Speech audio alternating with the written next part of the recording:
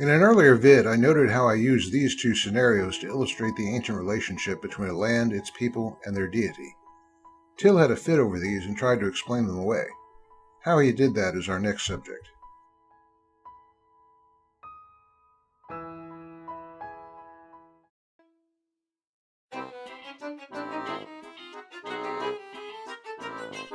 To explain away the example of Ruth, Till had a ream of mostly indecipherable and incoherent excuses. One was that Ruth's words were just an example of social influence, whatever that meant. Of course, if it was believed that gods owned the land, that's exactly the direction we would expect a society to influence people in. Another reply he made was that Ruth had made her religious choice because of her marriage into a family of Yahweh worshippers for whom she obviously had a deep affection. Well, yeah. Peoples of that day felt an intimate tie to their native lands in good measure because they thought their gods owned that land and had put them there.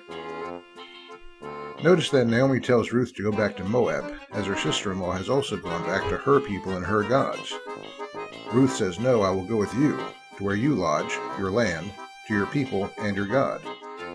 This was indeed a reflection of primary loyalty and religious choice. Ruth may or may not have believed in Yahweh before then, but she clearly recognized in this statement that once she was in Yahweh's territory, that was the deity she owed primary loyalty to.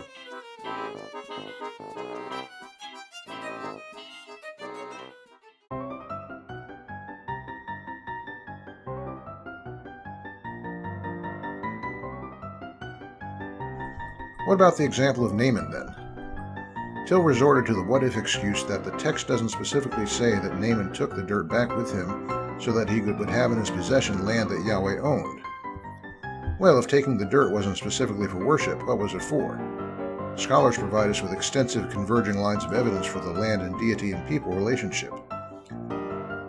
Till's only other suggestion for what Naaman wanted with the dirt only fit in with that paradigm. First of all, the text does not say what he claims it does. It says this: Naaman needed the earth as a place to make sacrifices upon or to make an altar out of, which was an appropriate adjustment for worshiping a deity, not worship via idols. But even if Till had been right, it wouldn't have helped him at all. If Naaman was planning to make an idol of that dirt, he was doing it with dirt from Israel, and so it would have been made from a piece of property which belonged to the God of Israel. That closes our look at how Till dealt with the principles of divine ownership. Coming up, we'll have a look at another aspect of my original arguments to his article. See you then.